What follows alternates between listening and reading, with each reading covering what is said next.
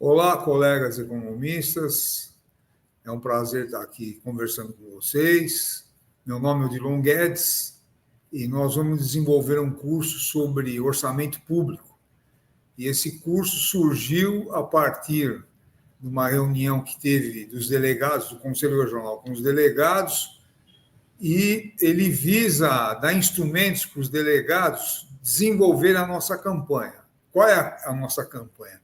Chama Orçamento Público e Transparência Popular, que nós vamos procurar, já estamos desenvolvendo desde o ano passado, e queremos abarcar todas as prefeituras de São Paulo, do estado.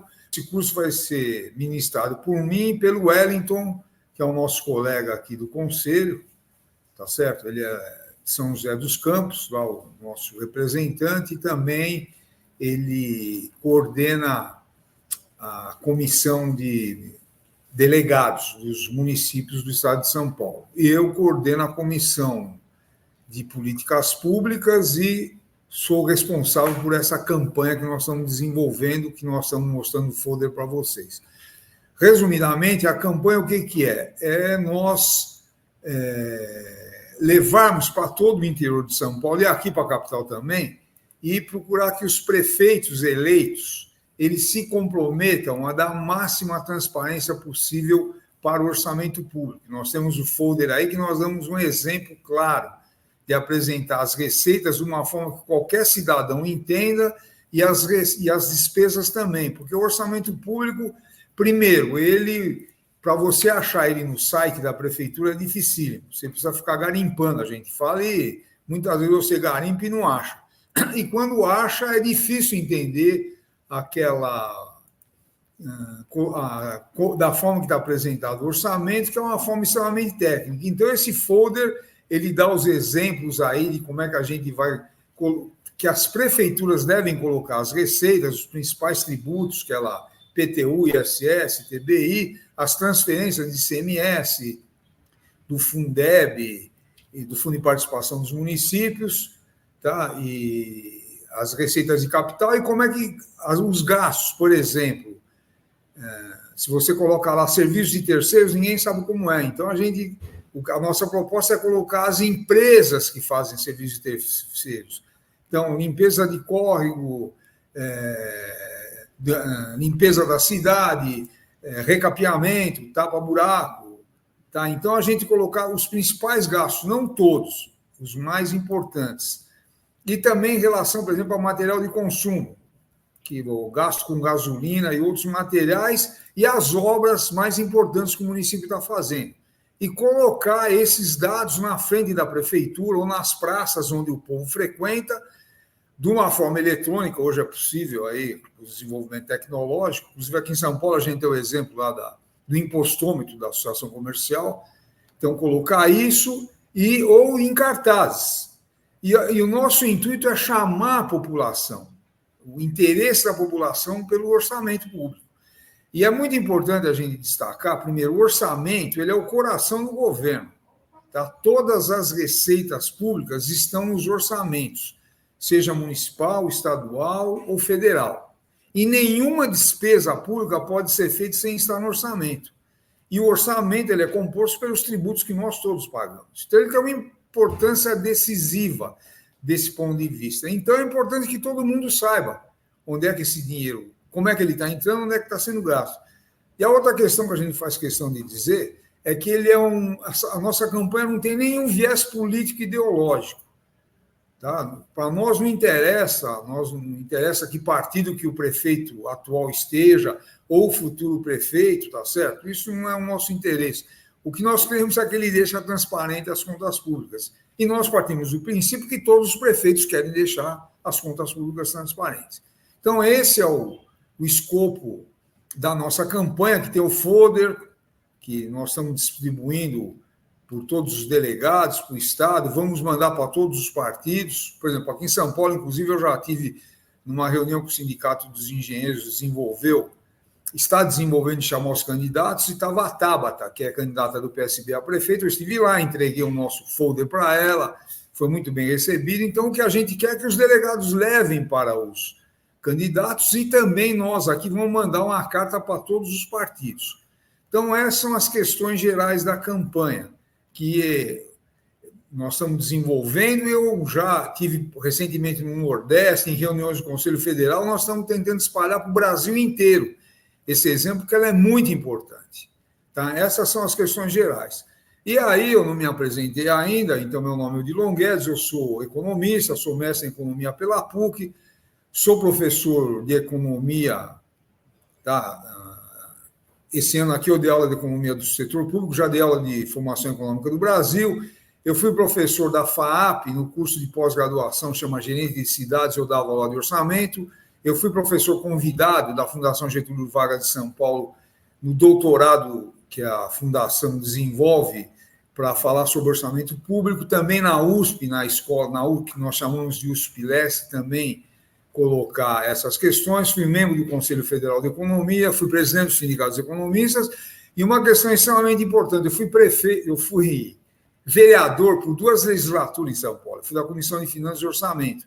Então, eu desenvolvi um trabalho muito importante de fiscalização, do ponto de vista de onde é que estava sendo gasto o dinheiro público. Por exemplo, a gente fez uma denúncia do Ministério Público quando o prefeito era o Paulo Maluf, e ele, esse ano aqui, devolveu 240 milhões de superfaturamento do túnel Ayrton Senna, que nós entramos, eu e os economistas lá, logicamente, como era o vereador, eu que entrei no Ministério Público.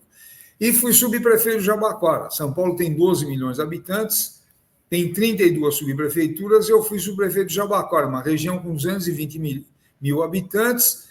E veja, essa nossa proposta é muito da experiência do que eu fiz lá. Quando eu fui subprefeito, a primeira coisa que eu fiz foi colocar o orçamento aonde a população entrava, os dados do orçamento, em vez de despesa de pessoal, tantos milhões. E aí que está, em vez de serviços de terceiros, então a gente colocava empresa de tapa-buraco, não sei quantos milhões, de limpeza de córrego, de conservação de área verde, de pequenas obras, e colocava os dados e material de consumo, gasto de gasolina. Então, isso é muito importante, isso deu um prestígio muito grande para a subprefeitura, porque todo mundo quer saber onde o dinheiro está sendo gasto. Então, esse é a visão geral da campanha, que ela é direcionada para os nossos delegados e para o economista que quiser participar e acompanhar. E mais um detalhe, pela minha experiência, há uma área enorme para emprego dos economistas na área pública. Então, o problema é que grande parte dos economistas não tem formação. Então, esses vídeos que eu e o Wellington vamos apresentar para vocês é para dar os subsídios fundamentais para desenvolver o orçamento. E quem se interessar, logicamente, vai se desenvolvendo, aprendendo e colocando. Então, essa é a nossa introdução aí, que eu acho que é muito importante.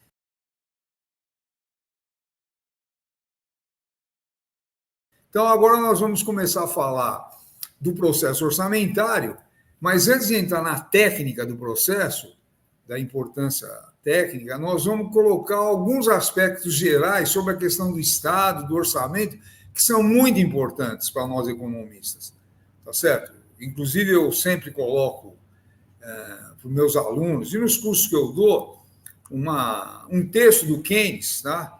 Em que ele fala que o economista tem que ser matemático, historiador, filósofo, que nós temos que conhecer o presente e o passado para projetar o futuro. Então, por isso que eu vou fazer uma introdução mais geral sobre a questão do orçamento e depois nós começamos a colocar aí como é que é o processo orçamentário. Então, vamos lá.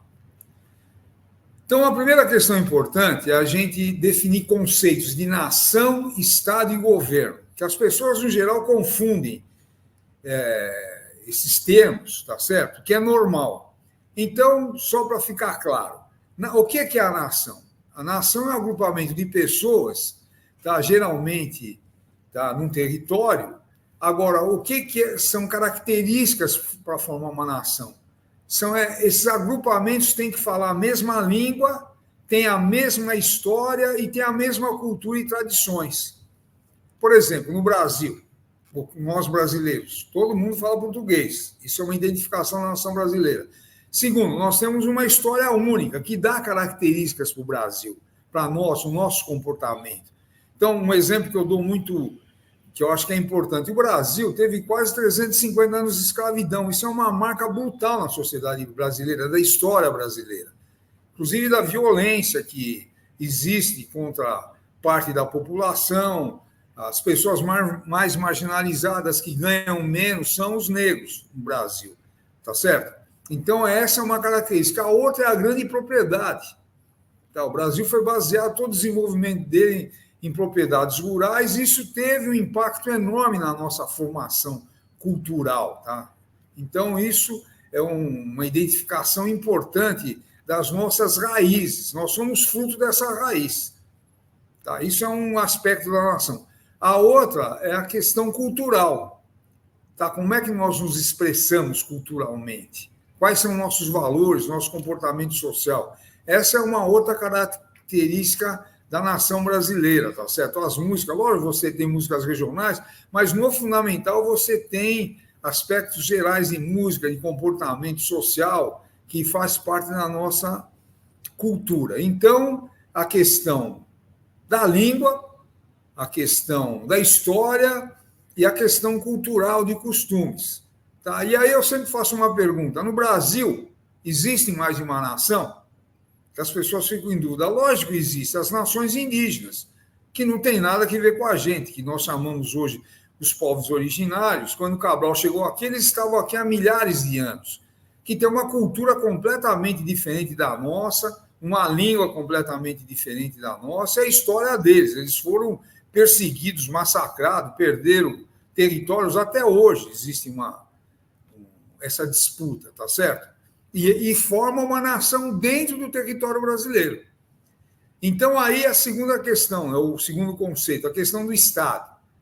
Tá? Então, por exemplo, o Estado é um organismo político que ele tem, para ser Estado, tem que ter território fixo e ser reconhecido internacionalmente. Então, o Estado brasileiro, por exemplo, ele é constituído de que forma? A lei básica é a Constituição Federal. Então, está definido, Brasil, tá? Ele é constituído do poder executivo, legislativo e judiciário. Isso faz parte do Estado. Tá certo? Então, poder executivo, presidente, governadores, prefeitos, que tem uma série de obrigações e deveres junto da sociedade. Aí você tem o poder legislativo, que é o poder que legisla, fiscaliza o poder executivo e elabora leis, que são os vereadores, os deputados estaduais e os deputados federais. Só para dar um exemplo, a cidade de São Paulo é a maior cidade do Brasil, tem 12 milhões de habitantes. Então, ela tem 55 vereadores, que é o máximo que a Constituição permite. A Assembleia Legislativa de São Paulo tem 94 deputados estaduais, que também é o máximo que a Constituição permite. O Estado de São Paulo tem 44 milhões de habitantes. Tá? E deputados federais são 513 em Brasília, e São Paulo elege 70 deputados, que é o máximo que a Constituição permite. Por exemplo, a Constituição Federal determina que o máximo de deputados federais são 70 e o mínimo 8. Então, São Paulo tem 70 e o Acre tem 8. Agora, isso tem uma distorção, só para exemplificar. Se fosse pelo número de habitantes do Estado, número de eleitores, São Paulo teria que ter cerca de 110 deputados federais, só que o limite é 70. E o Acre teria que ter 1 deputado federal. E tem 8. Você elege um deputado federal no Acre com 30 mil votos. Aqui precisa de mais de 200 mil. Em relação a senador, aqui em São Paulo precisa de 12, 15 milhões para eleger, lá 300 mil. E o detalhe é esse, em Brasília cada um tem um peso. Tanto o deputado de São Paulo, que precisa de 250 mil votos federal, e o do Acre com 30, 40 mil, cada um vale 1. Então, o Estado ele está organizado e tem toda a legislação que está baseada na Constituição Federal, ela abarca tudo, tá certo? Todas as relações da sociedade. E, finalmente, o governo, o que é outro conceito, o que o governo faz? Dirige o Estado. Então, nós escolhemos a cada 4 anos os governantes dos municípios, dos estados e do governo federal. Somos nós que escolhemos, tá certo? E aí, por exemplo, o governo vai tomar conta do orçamento, que é o que eu falei, são todas as receitas que, por exemplo, no município, nós vamos mostrar depois, e qualquer despesa para ser feita tem que estar no orçamento. E quem administra isso é um governo. Então, quando a gente elege um prefeito e vereadores, para dar um exemplo, nós temos uma enorme responsabilidade. Porque esses cidadãos que nós elegemos é que vão dirigir os gastos públicos. Então, essa questão de conceitos ela é muito importante para mostrar a importância do orçamento. E aí, veja, quando a gente fala de orçamento, nós estamos falando de tributação. Mas eu vou abordar aí algumas questões mais específicas. E só um detalhe, eu coloquei alguns dados aí sobre a questão tributária, que ninguém quer pagar imposto.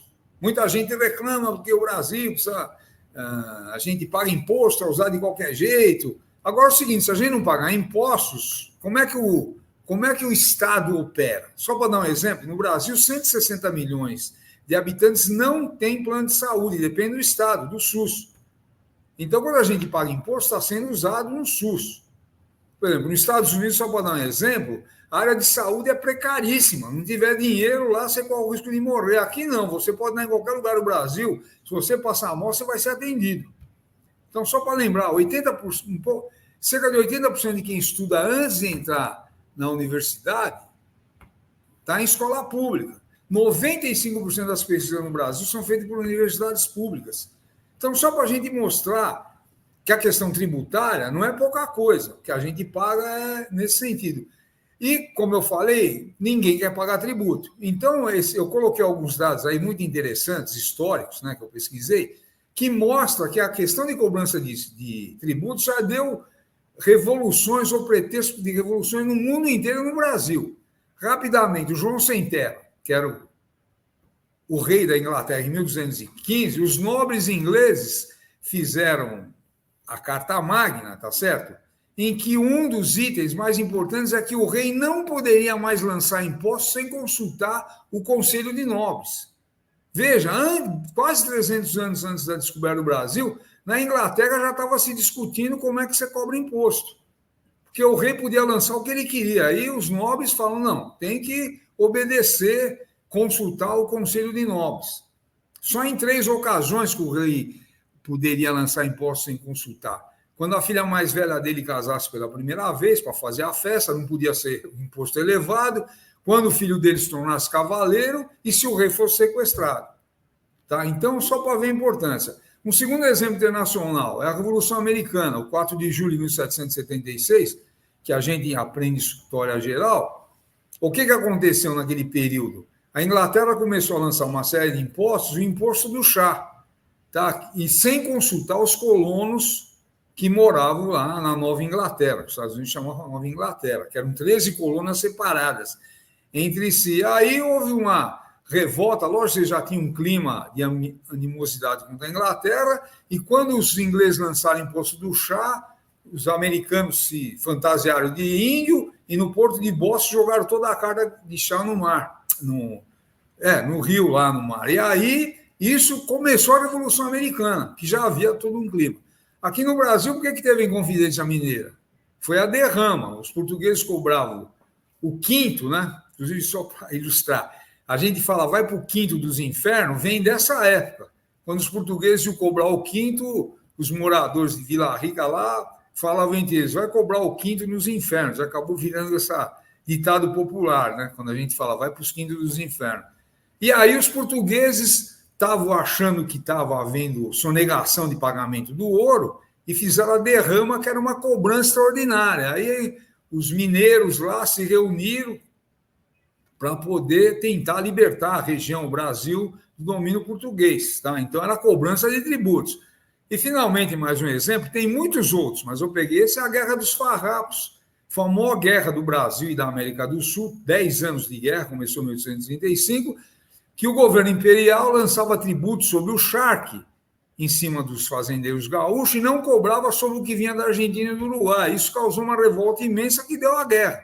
Então, só para mostrar como é que essa questão dos tributos ela pesa muito na sociedade, tá certo?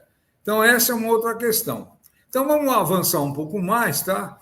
E discutir um pouco o papel do legislativo, porque o orçamento, veja, o executivo elabora o orçamento e manda para o Poder Legislativo, a Câmara de Vereadores, a Assembleia ou a Câmara Federal para ser aprovado. Tá? Então, rapidamente, historicamente, até 1940, não, na Constituição de 1946, o Poder Legislativo podia apresentar emendas na lei orçamentária sem dizer de onde vinham os recursos. Então, o orçamento, vamos supor, hoje entrava de 10 milhões e saía de 20, porque os deputados ou vereadores apresentavam emendas sem precisar dizer de onde vinham os recursos, que era uma coisa completamente equivocada, tá certo? Aí veio a ditadura militar, que foi criado o chamado decurso de prazo. Os militares mandavam a proposta de orçamento e o orçamento não tinha o decurso de prazo, que era 3 meses para mudar. E não era só em relação ao orçamento, qualquer lei. Os militares mandavam para a Câmara, se ela não apresentasse qualquer emenda em 3 meses, ela já estava aprovada. E no caso do orçamento, era proibido mexer no orçamento. Aí veio a Constituição de 88 com uma mudança muito importante, que era o seguinte: quando o legislador apresenta uma emenda por orçamento, ele tem que dizer de onde ele está tirando o dinheiro. Então, por exemplo, eu fui vereador. Se eu apresentasse, vinha a lei do orçamento, que eu propunha fazer uma escola em tal bairro, ia ficar, vamos supor, em 2 milhões, eu precisava dizer de onde eu estava tirando esse dinheiro já na peça orçamentária, porque aí o orçamento entrava com valor e ia sair com aquele mesmo valor. E eu coloquei finalmente as emendas parlamentares, que é uma coisa nova, que eu acho que é um absurdo que está acontecendo, que os deputados hoje, eles apresentam emendas, cada um tem lá alguns milhões para apresentar de emendas que obrigatoriamente tem que ser aprovada, que vai para os municípios, etc. E o orçamento, ele faz parte de todo um planejamento. Tá? Lógico, o deputado ou o vereador, ele tem direito de apresentar emenda, mas não é para você mexer no total de orçamento, em grande parte. Esse ano aqui foram 44 bilhões de emendas, que vai lá para os municípios que o deputado tem relações e que, no fundo, ele está lá cevando lá vereadores, prefeitos, para continuar como deputado, que eu acho que é um equívoco enorme. Eu quero repetir, o Legislativo tem direito, mas não nesse nível de apresentar emendas. Tá? Então, só para a gente ver esses aspectos mais gerais. Então, avançando um pouco mais, nós vamos discutir agora as funções do governo, rapidamente. E eu quero recolocar isso tudo que nós estamos vendo tem que ver com o processo orçamentário, com a arrecadação e despesas públicas. Nós precisamos ter essa visão mais geral. Então, quais são as funções do governo? Primeiro, a função alocativa. É o governo que tem condições de saber o que o Brasil precisa. Por exemplo, vamos pegar em nível macroeconômico. Tá certo? Você tem o governo federal, ele tem uma visão através do planejamento de que aonde precisa fazer universidade, escola, aonde precisa investir em saúde, quanto é que vai ficar para gastar para a Previdência, tá certo? A infraestrutura do país, como é que você vai desenvolver isso, portos, aeroportos, estrada de ferro. Então, o governo tem uma visão geral. Então, esse é um papel do governo, alocar os recursos para o país. Se você pega um município, vamos ver o prefeito lá, com a equipe dele, que as prefeituras devem ter arquitetos, engenheiros, ou empresas que têm esses profissionais que ajudem o prefeito a ver quais são os planos do município, onde é que precisa de escola, de creche, o que precisa fazer de estrada, na área de saúde, onde é que está faltando, tá certo? Então, você tem que ter primeiro, que faz parte do planejamento, essa função alocativa. A segunda função é distributiva do governo, tá certo? Nós vivemos, por exemplo, numa sociedade com uma renda brutalmente concentrada e o governo federal, por exemplo, que define leis para distribuir a renda no Brasil. E isso esses dados aí sobre as funções do governo estão em qualquer livro de economia do setor público. E basicamente, como é que o governo distribui? Cobrando tributos de quem tem mais condições de pagar e transferindo renda para a população de baixa renda. Então, por exemplo, você tem a LOAS, né, que é a Lei Orgânica de Assistência Social, que uma família que tem renda per capita média de 1/4 do salário mínimo, e além de ter essa renda baixíssima, tem que ter uma pessoa com mais de 60 anos e alguma pessoa com um tipo de problema físico, mental, aí tem direito a receber um salário mínimo por ano. Então, você cobra tributos de quem tem condições de pagar mais para poder distribuir para essa população totalmente carente. Tá certo? Então, essa é através da tributação que você vai dar a distribuição. E aí, finalmente, essa visão, a outra das ações do governo é a função distributiva, estabilizadora. Que quem é que estabiliza a economia? Por exemplo, do ponto de vista se vai ter inflação ou não, não é o mercado ou um empresário, é a política pública do governo. Através dos seus instrumentos de política fiscal, monetária, cambial, ele mantém a estabilidade, por exemplo, para evitar a inflação. E a outra é a questão de você fazer o país crescer, também através de políticas públicas, por exemplo, a política fiscal. Se o governo gastar mais, a tendência é gerar mais emprego. Ou se ele gastar menos, é gerar menos emprego. E o impacto que isso tem no setor privado.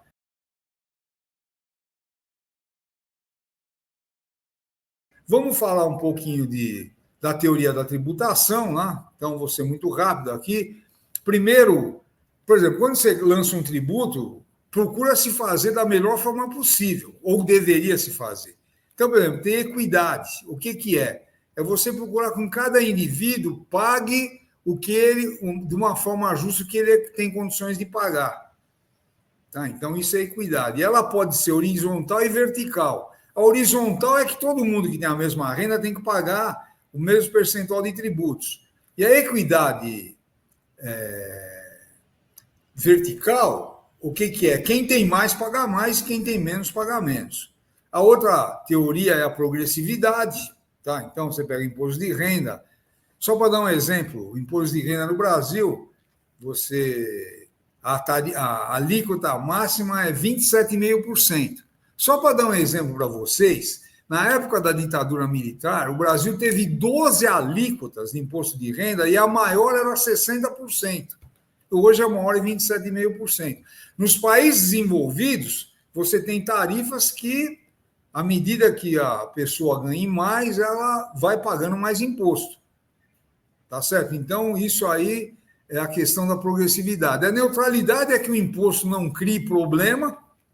Então, por exemplo, você pega o ICMS, que ele está sendo extinto agora por causa da reforma tributária, tá certo? Que é uma confusão generalizada. Cada estado coloca a sua alíquota e cada produto tem uma alíquota diferente. Então, isso é uma coisa que acaba trazendo um maior problema para você administrar.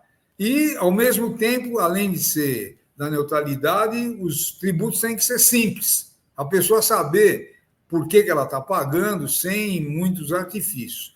Então, essas são as bases do sistema tributário, tá? Algumas diretrizes gerais. E aí, nós vamos ver aí como é que é o sistema tributário brasileiro. Eu coloquei muitos exemplos, mas, basicamente, os tributos no Brasil, tá certo? Eles podem ser diretos e indiretos. Por exemplo, um tributo indireto, o IPI, que também vai ser extinto aí com a reforma tributária, e direto é o imposto de renda, tá? Só para dar a nível federal. A nível estadual, um indireto ICMS, que também vai ser extinto, e um direto IPVA, que é o imposto que a gente paga sobre veículos, tá certo? E na área municipal você tem o ISS, que é indireto, e o IPTU, que é um imposto sobre a propriedade.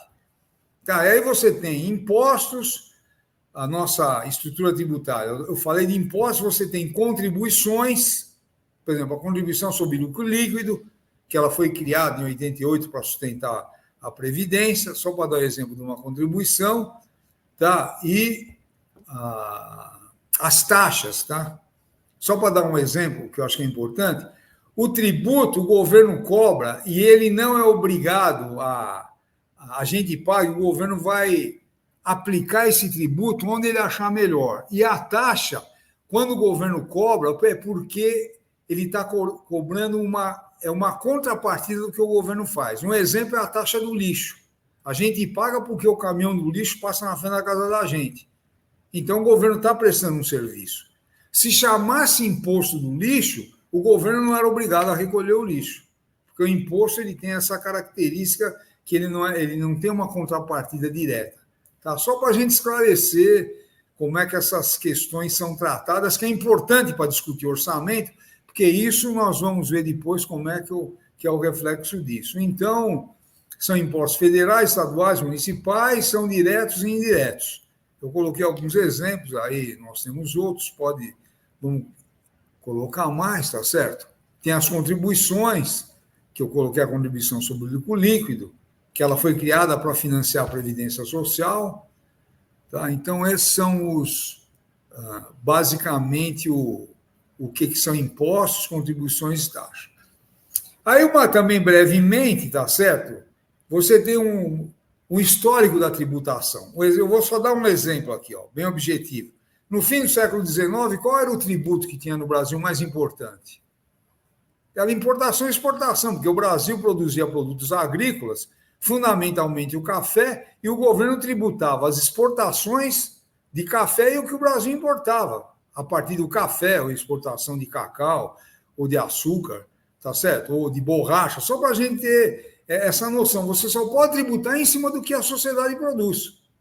Então, esse é um exemplo que fica muito claro. Depois, pegando em 1934, foi o período da transição entre uma economia agroexportadora para uma economia que a gente chama de substituição de importações. Quando a indústria, na década de 30, começa a ter um peso maior do que a agricultura no recolhimento de tributos. Então, tem uma mudança importante, começa a ser criado alguns tributos, logicamente, que já vinham amadurecendo do ponto de vista industrial. Tá certo? Não era só mais importação e exportação. Lógico que tinha outros tributos, mas o pesado antigamente era esse. E a partir da década de 30 começa a ser o tributo sobre indústria, sobre serviços, tá? Sobre comércio. Aí você teve uma grande reforma aí na época da ditadura militar, aí entre 65 e 67, durante o PAEG.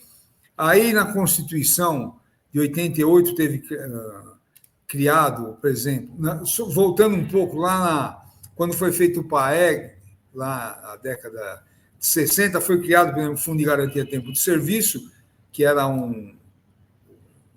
não era um imposto, tá? Era uma contribuição do trabalhador, que, para quando ele se aposentasse, para dar um exemplo, ele podia sacar até hoje, e é a base de financiamento de moradia popular e de saneamento básico.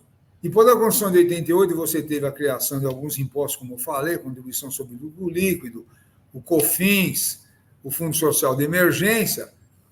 Aí, em 2000, foi criado a Lei de Responsabilidade Fiscal, que nós vamos tratar dela aí, que ela tem uma importância grande nessa área. Tá, e, finalmente, agora em 2023, a reforma da tributária, tá? Só para a gente ver aí, o que ela trata, a reforma tributária? Vão ser extintos, a reforma tributária, vão ser extintos 3 tributos federais, tá certo? Que não está na tela aí, deixa eu colocar aí, põe mais aqui, ó. Então, o que é? Vai ser a criação do Imposto sobre Bens e Serviços, tá? O CBS, vai ser extinto o IPI, o COFINS e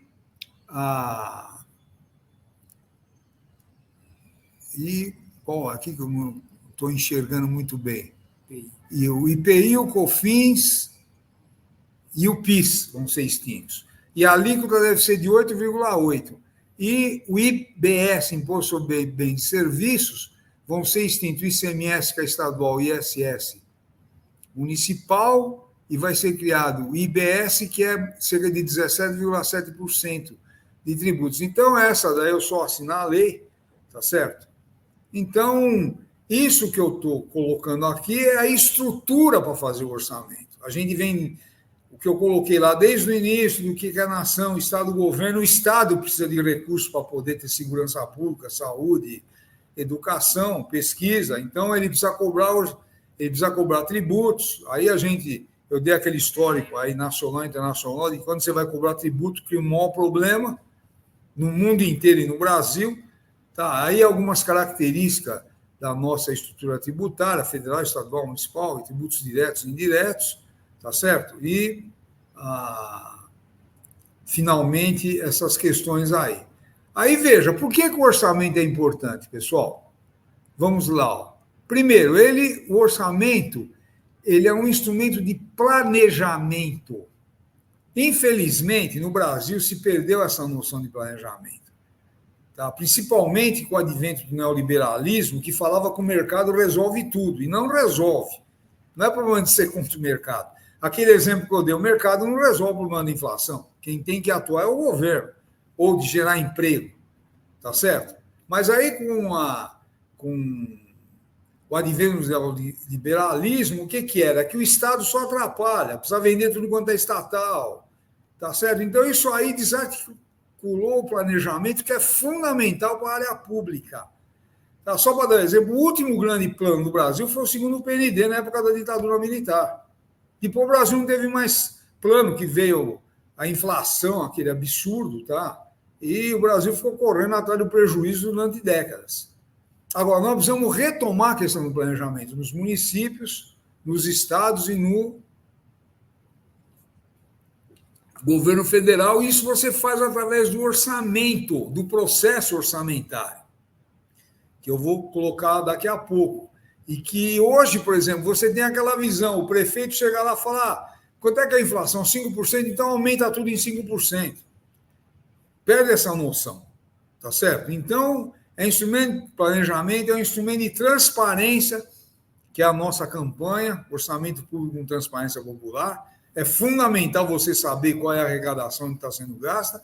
É um instrumento político, que permite o governo tomar decisões políticas, ou investir em educação, saúde, infraestrutura, e um instrumento democrático, tá certo? Se ele vai ser usado ou não é outra discussão, mas que possibilita a sociedade participar do que está sendo arrecadado, onde vai gastar, e o Poder Legislativo também. Então, o orçamento tem uma importância decisiva. E aí entra na questão do planejamento público, que o orçamento... Veja, o processo orçamentário, que eu vou colocar daqui a pouco, ele é constituído do plano plurianual, da lei de direção orçamentária e da lei de orçamento. Esse é um conjunto de planejamento, tá certo? E esse processo ele é fundamental, o processo orçamentário, o planejamento público, que no Brasil foi abandonado. Então, nós vamos recuperar essa questão.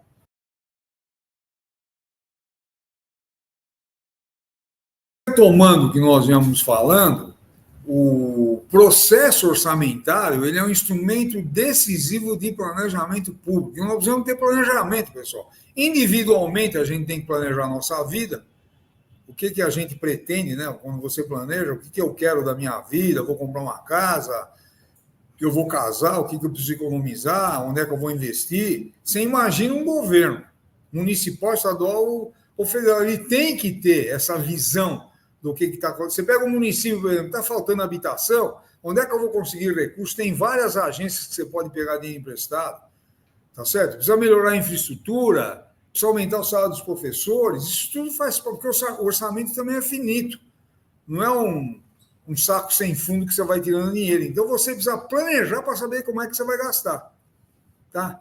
E, então, isso nós vimos agora, acabamos de ver. Então, o orçamento público ele tem uma base legal para ser feito. O orçamento público são 3 leis.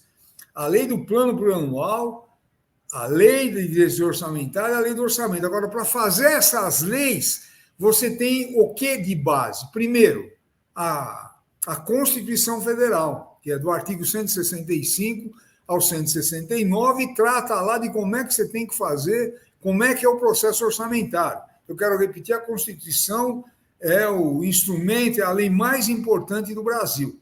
Então, você tem a Constituição Federal, quem for fazer o orçamento tem que ter a Constituição lá. E aí você tem as constituições estaduais, que elas, no fundamental, copiam lá a Constituição Federal, mas lógico que cada estado tem alguma característica, e finalmente você tem a Lei Orgânica do Município, que é a Constituição Municipal, que também trata do orçamento. Tá, então, a base principal é a Constituição Federal, e você também tem que conhecer as constituições estaduais, a Constituição do seu estado e do município.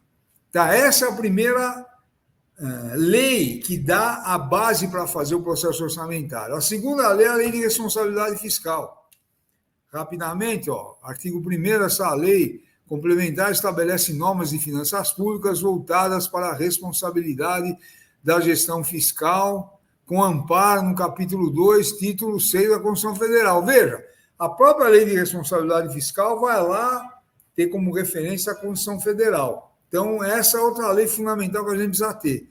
E a terceira lei é a Lei 4.320 de 64, que é uma lei básica. Ela é extremamente importante, porque lá estão todas as normas legais de como é que quais são as receitas, as despesas, como é que é a execução orçamentária, ela é fundamental. Então, essas são as 3 leis que dá a base para fazer o processo orçamentário. E, finalmente, eu coloquei aqui o Estatuto das Cidades, que não é que ele é uma base para fazer o orçamento, mas o Estatuto das Cidades, que é uma lei de 2001, ele coloca claramente que, por exemplo, todos os municípios do Brasil com mais de 20 mil habitantes têm que ter plano diretor, que é um plano que você analisa a situação da cidade, aí precisa ter arquiteto, engenheiro,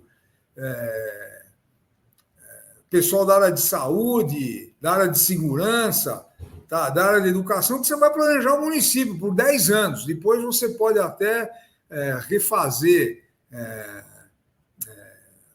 esse planejamento, você pode modificá-lo, mas é obrigatório todos os municípios com mais de 20 mil habitantes. E os que estão em região metropolitana não precisam ter 20 mil, porque é obrigatório também. Então, o que o Estatuto das Cidades fala lá, no artigo 39 a 41, que o planejamento do município, tá certo? Tem que estar vinculado ao processo orçamentário, ao plano plurianual, à lei de direção orçamentária e à lei do orçamento.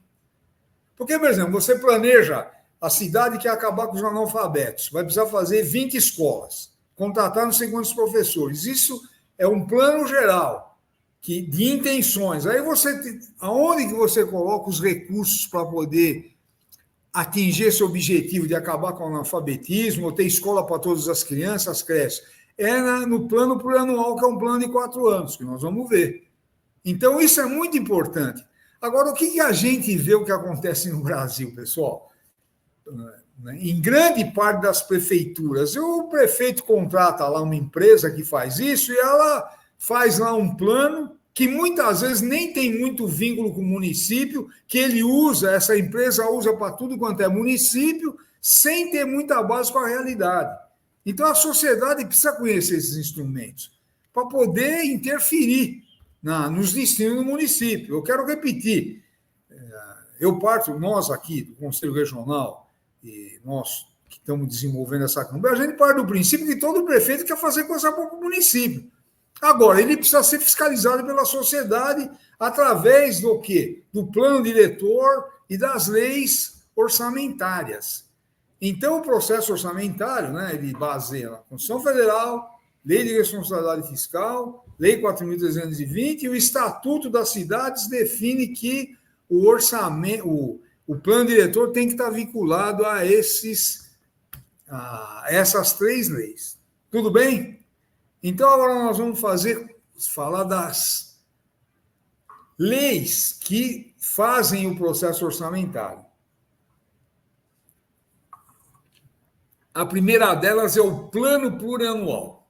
O plano plurianual, ele tem uma importância enorme. Ele é um plano de 4 anos, tá certo? Em que ele é elaborado no primeiro ano de quando o prefeito for eleito, o governador ou o presidente da República. Por exemplo, esse ano tem eleições para prefeito, no Brasil inteiro. O ano que vem, todas as prefeituras do Brasil, cerca de 5.700 municípios, têm que fazer o plano plurianual. Então, 2025 é quando o novo prefeito ou o que foi reeleito, ele vai examinar a situação nos municípios e fazer um plano de 4 anos, que vai pegar os próximos 3 da gestão dele e 1 ano da gestão seguinte. É um plano de continuidade. Então, ele tem uma importância enorme do ponto de vista de planejamento, tá certo? E, veja, outra coisa importantíssima, isso é decisivo no plano plurianual. Se você pega a Constituição Federal, o plano plurianual tem que estar inscrito lá as despesas de capital, as despesas decorrentes da despesa de capital e as despesas de caráter continuado. Aí eu quero chamar a atenção, se a gente não domina alguns conceitos, por exemplo, se a pessoa não sabe o que é despesa de capital, ela não vai conseguir interpretar o plano plurianual. Então, o que é despesa de capital? São os investimentos, tanto em construções de prédios, estradas, etc., como material permanente. Então, por exemplo, o prefeito decide fazer um hospital. Então, ele coloca no plano plurianual. Então, é o seguinte, o hospital vai ficar lá em 50 milhões. Isso é despesa de capital. Equipar o hospital, que é comprar tomografia, raio-x, cama, etc., também é despesa de capital, porque é material permanente. Então, isso o plano plurianual exige. Aí, qual é a outra frase importantíssima? As despesas de capital e as despesas decorrentes da despesa de capital. O que é isso? Veja, pessoal, o prefeito lá botou no plano plurianual fazer um hospital e colocou os recursos. Aí é o seguinte, o hospital está pronto. Para ele funcionar é outra coisa, precisa contratar dezenas de médicos, enfermeira, material de limpeza, medicamentos, segurança, alimentação para as pessoas internadas, etc. Isso, do novo hospital, essas despesas decorrentes têm que ser programadas para os próximos 4 anos. Porque não adianta fazer hospital e depois não ter dinheiro para contratar médico. Então, veja a importância que tem um plano plurianual. E, finalmente, as despesas de caráter continuado é o que já tem no município. O município tem 10 escolas, você tem que prever para os próximos 4 anos quanto é que você vai gastar nessas 10 escolas existentes, se elas vão precisar de reforma, se vai precisar contratar mais professor, assistente pedagógico. Então, o plano plurianual ele tem uma importância decisiva nesse processo. Tudo bem? Essa é uma das leis do processo orçamentário. A outra é a Lei de Diretriz Orçamentária, a LDO. Essa lei é fundamental. O plano plurianual é um plano de 4 anos. A LDO é uma lei anual. O plano plurianual chega no segundo semestre do primeiro ano. Aí ele tem até o fim do ano para ser concluído e os parlamentares, vereadores, deputados podem fazer as emendas. A LDO ela é apresentada mais ou menos até o dia 15 de abril e tem que ser concluída até o fim de junho. Senão o Poder Legislativo não pode entrar em recesso. E é a lei que vai dar as diretrizes para o orçamento. Por exemplo, a LDO de 2025, nós estamos em 2024. A LDO que está sendo elaborada agora é para 2025, que vai dar as diretrizes para o orçamento de 2025. Então, rapidamente, ela coloca as prioridades do orçamento. O que vai ser gasto prioritariamente em 2025. Se for ter aumento de funcionalismo, precisa estar na LDO. Se for, por exemplo, mudar tributos ou criar algum tributo, tem que estar na LDO. Tá? E aí ela tem um anexo de riscos fiscais e de resultado fiscal também, que é para saber como é que estão as finanças do município. Então, ela tem uma importância muito grande, tá? A LDO. E, finalmente, você tem a lei do orçamento, que é uma lei anual também, só que ela chega, por exemplo, aqui no município de São Paulo, ela chega até o dia 30 de setembro, tem que ser aprovada até o fim do ano. E na lei do orçamento, aí você tem o detalhamento de todas as receitas e de todas as despesas. Ela é uma lei fundamental, tá certo? Então, tem uma série de aspectos. E veja, só para a gente entender a importância dessas 3 leis. Você faz um plano, você tem um plano diretor, que é um plano de 10 anos. Aí o plano plurianual são os investimentos nos próximos 4 anos. A LDO, ela vai dar como é que se fala? As prioridades de gasto para cada ano que faz parte da LDO. E a lei do orçamento vai colocar o que a LDO falou de prioridade nela. Então, o que a gente fala é que a LDO conversa com a lei do plano plurianual e com a lei do orçamento, ela é uma intermediária. Então, o prefeito colocou lá, fazer em 10 anos 10 escolas, do ponto de vista geral. Aí a LDO fala, no primeiro ano lá, por exemplo, então o PPA 2025, em 2026, a LDO fala, vai fazer 3 escolas daquelas 10, que vai constar da lei do orçamento. No outro ano, ela coloca, vai fazer 2. E assim com todos os equipamentos do município. Então, é uma lei de muita importância, a LDO. Vai ter aumento para o funcionalismo, tem que constar na LDO. Tá certo? Então, só para voltar, e a lei do orçamento, como eu falei, ela vai definir no detalhe quais são todas as receitas e todas as despesas. Tá certo? Então, você tem aí a lei do orçamento, estima as receitas e autoriza as despesas. Tá? Só para a gente ver essa questão. A lei do orçamento estima as receitas. Porque, por exemplo, você calcula, o PIB vai crescer em 3%, então você pode calcular na média um crescimento de 3% nas receitas. Agora, veio a pandemia, caiu o PIB do Brasil inteiro. Então, não alcançou aquela receita. Então, mas isso está na lei, ela estima, ela não determina. E autoriza as despesas. Aí é aquilo que eu falei. Tá, você, para fazer qualquer despesa, tem que estar na lei do orçamento. Então, a lei do orçamento tem as referências dela na Constituição Federal, que eu já coloquei lá do artigo 165 ao 169, tá certo? E na lei de responsabilidade fiscal, tá certo? Ela também coloca quais anexos que tem que ter, como é que ela tem que ser elaborada, isso também está definido na lei de responsabilidade fiscal, que eu não vou entrar no detalhe aqui, né? Vocês têm aí, tudo bem? E aí você tem as receitas e as despesas públicas, que o Wellington vai entrar nesse detalhe. Mas eu vou adiantar, por exemplo, as receitas, que elas são classificadas lá, elas, que eu coloquei, são impostos, taxas, contribuições, etc. E vamos ver a classificação das receitas, que estão na Lei 4.220. Então, por exemplo, você tem receita corrente e receita de capital. O que é receita corrente? Receita tributária. Todos os tributos, que podem ser impostos, taxas ou contribuições, está na receita tributária. Receita patrimonial, que é receita corrente, mas é diferente de receita tributária. Então, ela vem do quê? Da exploração econômica do patrimônio, da instituição, juros, aluguéis e dividendos. Para dar um exemplo importante, a Sabesp está sendo privatizada. A Sabesp, no ano passado, deu um lucro de 3,5 bilhões. Uma pergunta até que é importante a gente explorar. Pô, uma empresa que está dando lucro, por que você vai privatizar? Eu sempre pergunto para os meus alunos, você tem uma empresa que está dando lucro, você vai privatizar? Por que o Estado tem que privatizar?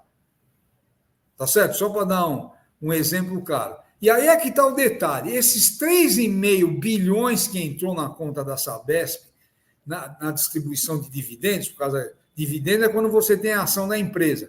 Eles entram no Tesouro Estadual e aí o governo pode usar em educação, saúde, etc. Por exemplo, a Petrobras tem um lucro de dezenas de bilhões de reais em 2022, 2023. 2022 foi a maior distribuição de dividendo da história. As ações da Petrobras que pertencem ao governo, porque a Petrobras é uma empresa de capital aberto, tem ações na Bolsa de Valores. Se você tiver ações da Petrobras, quando ela distribui dividendos, você recebe os dividendos. Então, entram bilhões e bilhões no cofre do governo federal por causa da distribuição de dividendos, que o governo pode usar onde ele quiser. E isso é classificado como receita corrente patrimonial. Ou, por exemplo, a prefeitura tem um prédio e ela aluga esse prédio. O aluguel entra como receita patrimonial. Ou receita agropecuária. Para dar um exemplo, você tem um estado aí que tem 1.000 cabeças de gado, está fazendo uma experiência sobre produção de leite. Cada vaca dá 10 litros por dia. Então, você tem 10.000 litros. Se o governo vender esse leite, tem que ser classificado como receita agropecuária. E, nesse mesmo sentido, a receita de industrial e receita de serviço. Aí você tem as transferências correntes, tá certo? Que são, só para dar um exemplo, Fundo de Participação dos Municípios. É uma transferência de um fundo federal que vem para o governo municipal, que ele é composto pelo IPI e pelo imposto de renda do Brasil inteiro. Aí 25,5% vão para os municípios distribuídos, tem toda uma regra. Por exemplo, para São Paulo não pesa quase nada. Eu estive no Nordeste há um mês atrás, participando de um encontro de conselhos regionais. Aí veio uma representante do governo federal, segundo o dado que ela deu, 80% dos municípios no Brasil dependem da transferência do Fundo de Participação dos Municípios. que, por exemplo, para esses municípios pesam muito, para São Paulo pesa nem 0,5% do orçamento, porque são regras de distribuição. Então, só para a gente... as receitas, elas são classificadas de forma muito clara que nós precisamos ler isso aí. Quem for aí, a hora que a gente for acompanhar aí nas prefeituras o orçamento, a gente precisa saber do que a gente está tratando, porque eu sempre falo, uma questão fundamental é a informação. Quem não tem informação é uma pessoa ingênua. Então, por exemplo, se o vereador não sabe como é que funciona o orçamento, ele vai ficar na mão do prefeito, porque ele vai sentar lá, o secretário de Finanças vai falar uma série de termos técnicos lá, que ele nem sabe o que é, como é que você vai discutir o que você não conhece? Ou o prefeito que não conhece o orçamento vai ficar na mão do secretário de Finanças. Tá certo? Só para a gente ter uma ideia. E eu quero repetir, tem um espaço enorme para nós economistas na área profissional, na área pública, que nós precisamos saber aproveitar para isso, nós precisamos ter formação de orçamento. Esse curso, essas aulas que nós estamos dando aqui, que eu estou dando e o Wellington vai complementar, é para dar alguns aspectos gerais sobre a importância do orçamento e como é que a gente tem que compreender. E aí você tem as receitas de capital, tá certo? Por exemplo, operações de crédito, dinheiro emprestado que o município pega, tá? Do BNDES ou de algum organismo internacional, isso entra como receita operações de crédito.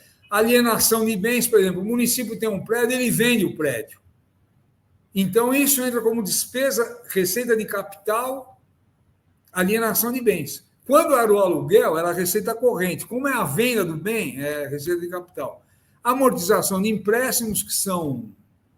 Por exemplo, a prefeitura tem Banco do Povo. Ela empresta R$1.000 para o cara comprar lá, montar um barzinho lá para vender coisas, tá? E não tem capital. Aí a prefeitura empresta R$1.000 que ele vai pagar lá, vamos supor, em 20 vezes. Cada vez que ele pagar R$100, entra para o Tesouro como amortização de empréstimo. Transferência de capital é o dinheiro que ela recebe do governo do Estado ou do governo federal para fazer investimento. Esse dinheiro não pode ser usado para pagar pessoal, nem para despesas com serviço de terceiro, material de consumo, de capital, é para construção ou compra de equipamentos e outras receitas de capital aí, que é bem geral. Então, essas são... Aí depois o Wellington vai entrar nesses detalhes, pode colocar para frente. Rapidamente. Isso aqui eu não vou entrar, porque é a classificação. No meu curso lá, quando eu dava na FAP, eu entrava nesse detalhe todos, porque você tinha muito tempo. E aqui nós estamos mais procurando despertar a importância do processo orçamentário. As despesas orçamentárias, elas servem para pagamento de pessoal, manutenção de serviço, investimentos e pagamento da dívida, tá certo? E veja, a despesa corrente você só classifica de uma forma, é a natureza da receita, a receita corrente e capital. E as despesas você tem 3 formas de classificar. Então, vamos ver lá um pouco. A primeira é institucional, que é institucional, que você classifica, por exemplo, por secretarias. Então, você pega o orçamento da prefeitura, está lá, Secretaria de Educação, Saúde, Meio Ambiente, Segurança. Isso chama classificação institucional. Tudo bem? Aí você tem uma outra classificação que é funcional programática, que é função, que é outra forma de classificar. Por exemplo, função educação. No geral, a função educação tem mais dinheiro que a Secretaria de Educação, porque a função educação pode estar distribuída em várias secretarias. Por exemplo, a construção de escolas está na Secretaria de Obras, só que esse é um gasto com educação. Então, na classificação institucional, a construção de escola está lá na Secretaria de Obras. Agora, na classificação funcional, como esse gasto é com educação, vai estar junto com o gasto de pessoal e de construção na função educação. Então, ela é bem mais ampla. Tá certo? Isso é muito importante. Aí você tem, dentro dessa classificação, chama funcional e programas. O plano plurianual tem vários programas que perpasse por várias secretarias. Tá? Então, e isso tem aqui toda uma série de números aqui, que eu também não vou entrar no detalhe, que está na Lei 4.320, tá certo? Então, você tem a classificação institucional, funcional, programática, tá certo? Que os programas podem ser de atividade e de projeto, que são classificações diferentes. Isso é para quem for entrar no detalhe do orçamento. Mas para frente, finalmente, a classificação, a terceira, que é a classificação por natureza da despesa. Então, pode ser lá na receita de capital, receita corrente e receita de capital. A despesa também pode ser corrente de capital. Por exemplo, pagamento de pessoal, despesa corrente. Pagamento de serviços de terceiros, despesa corrente. Pagamento de material de consumo, despesa corrente. Pagamento de juros da dívida, despesa corrente. E a despesa de capital, como nós vimos lá no início, tá certo? Você vai construir um prédio, é despesa de capital. Você vai comprar trator para a prefeitura, é despesa de capital. Você vai pagar o principal da dívida, é despesa de capital. Porque quando você paga uma dívida, uma parte é juros, a outra é o principal. Então, quando você pagar juros, está lá na despesa corrente. E o pagamento do principal da dívida, o empréstimo, é despesa de capital. Então, essas são as classificações, né? E podemos continuar.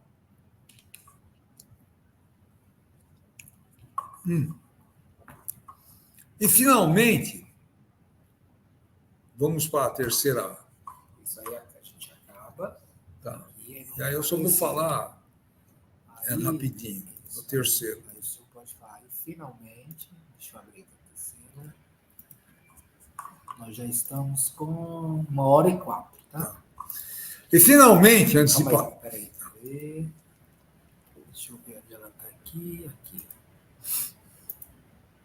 Deixa eu iniciar aqui. Vai começar de onde? Pessoal, e finalmente, antes de passar para o Wellington, veja, a gente já tem uma visão geral do processo orçamentário, da base legal, Constituição Federal, Lei 4.320, Lei de Responsabilidade Fiscal e as leis de orçamento. Plano plurianual baseado no plano diretor. LDO, que ela se baseia no PPA, no plano plurianual, e a lei do orçamento. E para finalizar, o seguinte, aí nós classificamos as receitas e as despesas. Então, você tem todas as condições de elaborar o orçamento. E aí, nós, economistas, temos um papel fundamental, pessoal. Que veja, como você pega a Lei de Responsabilidade Fiscal, o artigo 12, olha, artigo 12, as previsões de receita observarão as normas técnicas e legais, considerando os efeitos das alterações da legislação, da variação do índice de preço, do crescimento econômico ou de qualquer outro fator relevante. Tá? E serão acompanhadas de demonstrativos. Então, veja o seguinte, por que nós, economistas? Quem vai calcular, acompanhar o PIB somos nós. Porque, veja, o contador tem um papel extremamente importante, mas quem tem essa formação, se vai crescer ou não o PIB, baseado no quê? Na política monetária, cambial, na política fiscal. Tá? Então, você calcula, o Brasil vai crescer tantos. Isso significa que o município, com as suas características, pode crescer na média tanto. Então, vão aumentar a receita. Se o PIB vai crescer 5%, na média as receitas vão crescer. Ou algumas vão crescer mais que as outras, que a gente tem que analisar. Vai ter inflação? Qual é o índice de inflação? Então, se tiver inflação, vai aumentar a arrecadação, mesmo que seja nominalmente. Por exemplo, o município, aqui em São Paulo, alguns anos atrás, o ITBI era 2% do imóvel, quando você vendia o imóvel. Tá certo? Aí, eu não lembro qual governo, aumentou para 3%. Então, houve um aumento de 50% no ITBI. Então, se a prefeitura recebia, vamos supor, 4 bilhões por ano de ITBI, você pode calcular que vai receber 6, porque aumentou o tributo. Aí você tem uma prefeitura que ela vai trazer dar incentivos para uma empresa, uma indústria ir para lá, ou um centro de distribuição de mercadorias. Isso vai aumentar a arrecadação de ICMS do Estado, que vai repassar para o município, que o Estado repassa 25% do ICMS para o município, tá certo? Ou o município vai aumentar a sua arrecadação também. Tá? Então, somos nós que temos condições. E aí a questão do planejamento, só para dar... Aí você traz uma empresa para o município que vai abrir 200 vagas de trabalhadores, que vão aumentar a renda, vai ter mais farmácia, mais barbeiro, vai alugar mais casa, etc. Agora, se o município não estiver preparado, você pode ter um aumento de favelas. Por isso que é um planejamento, que você tem que examinar como é que estão esses indicadores. A empresa vai ser instalada, vai ter 200 novos empregos, que muita gente vai mudar para lá, precisa ter casa. Os postos de saúde têm condições de abarcar essa nova população. Isso faz parte de um planejamento que nós, economistas, vamos estar conversando com os planejadores, arquiteto, pessoal da saúde, de educação, vai ter mais aluno procurando escola, tem vaga nas escolas. Tá, veja, são questões que nós precisamos estar fazendo esse trabalho aí. Outro instrumento básico, do ponto de vista de previsão de receita, são as estatísticas. Como é que vem? Aí você tem na lei do orçamento, que eu não vou entrar aqui, você tem que ter 3 anos seguidos de estatística de quanto é que for a receita, para você poder ter uma base real, a estatística é fundamental, tá certo? Essa é outro instrumento para fazer elaborar o orçamento, e as despesas também. Vamos supor, o prefeito ganhou a eleição prometendo que ia acabar com todas as crianças fora de creche. Ele vai ter que construir quantas creches? Tá, então isso vai ser despesa. Quanto é que custa uma creche? Vai colocar no plano plurianual. Quantos funcionários vai ter que contratar? Quantas assistentes vão ter que estar lá? Diretora. Vai fazer a creche? Precisa de computador, de fogão. Aí vai ter que comprar alimento. Veja, isso tudo, nós temos um papel importante, nós economistas. E nessa nossa campanha, nós temos um papel importante para dialogar. Porque o que é que nós estamos propondo na campanha? Que nós vamos lá conversar com a OAB da cidade, conversar com a Associação Comercial, com o Sindicato de Trabalhadores e mostrar a importância do orçamento. Para isso, nós precisamos estar cientes da importância de toda essa lógica orçamentária. Então, são essas algumas questões centrais e, finalmente, a questão do planejamento, pessoal. O planejamento é decisivo que nós vamos recuperar. E nós, economistas, eu quero repetir, temos um papel, isso pode abrir o mercado de trabalho para a gente, agora nós precisamos saber como é que se trata disso. Então, basicamente, são essas as questões que eu acho importante a gente discutir aqui para poder implementar a nossa campanha Orçamento Público de Transparência Popular, e cada um de vocês, delegados, tem um papel decisivo como liderança no seu município. Que nós precisamos nos empoderar e ajudar a sociedade local a entender isso aí. Então, ir lá, pedir para a prefeitura colocar na porta isso. Mais um detalhe, a prefeitura precisa colocar também no seu site uma janela que é fácil de localizar. Por exemplo, aqui na cidade de São Paulo, quem não conhece onde é que está o orçamento, vai levar quanto tempo para achar aonde que está o orçamento? E aí, como é que você clica a execução orçamentária? Então, as prefeituras precisam... Hoje você tem uma lei que obriga a isso. Agora, elas colocam lá. Agora, precisa ter... A gente está lá conversando com o Poder Executivo, com os vereadores, para poder ter um site que as pessoas encontram o orçamento e sabem ler o que está escrito lá. Além de colocar na cidade, que vai ter um debate enorme, e eu quero repetir, eu fiz isso lá no Jabaquara, e isso deu um prestígio enorme para a subprefeitura. Tá? As pessoas tinham um respeito muito grande por nós, porque sabiam onde é que estava o dinheiro que elas pagavam de tributos. Então é isso aí, espero ter ajudado aí elucidar algumas questões. Se tiver dúvidas aí, a gente vai discutindo. E agora, a próxima exposição é do Hélio. Um abraço para todos.